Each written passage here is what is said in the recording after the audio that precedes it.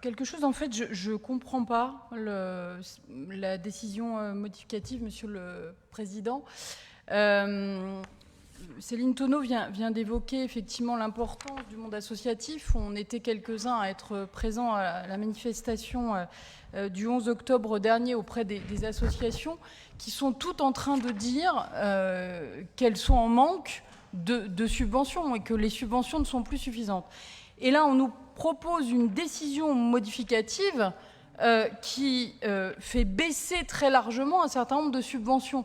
Donc notre question, elle est pourquoi comment alors, il y a plusieurs réponses peut-être possibles, mais je n'ai pas eu la réponse dans la présentation.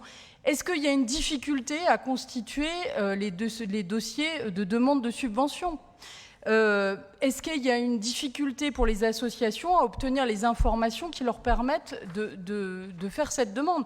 Puis alors, je suis désolée, mais moi je ne comprends pas, vous allez éclairer ma lanterne, pourquoi est-ce qu'on a une baisse de 200 000 euros ajustement des dépenses ? Donc on nous dit qu'on va s'adapter compte tenu des sollicitations effectivement reçues ou au regard des demandes et des besoins exprimés.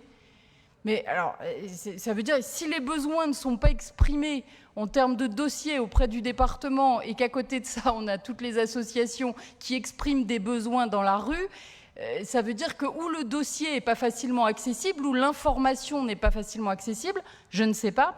En tout cas, moi, je ne comprends pas comment, dans les collèges, on propose une baisse de 200 000 euros pour la dotation action éducative et l'action EPS, par exemple. Ça, je ne comprends pas.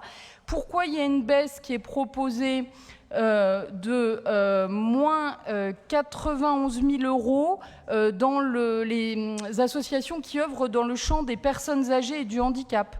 Je ne comprends pas. Voilà. Donc je pose la question et je souligne tout de même que dans le rapport du coup, qui nous est proposé, on a des schémas qui sont intéressants parce qu'ils permettent effectivement de voir les hausses de subventions d'année en année ou les baisses de subventions. Sauf que ce schéma qui est fait, par exemple, là, sur juillet 2025, on a une impression de dotation qui est marquée à la hausse, mais comme on est en train de faire une décision modificative à la baisse, finalement, le tableau n'est plus tout à fait juste. Donc voilà, si vous pouvez m'éclairer, merci. Vous aurez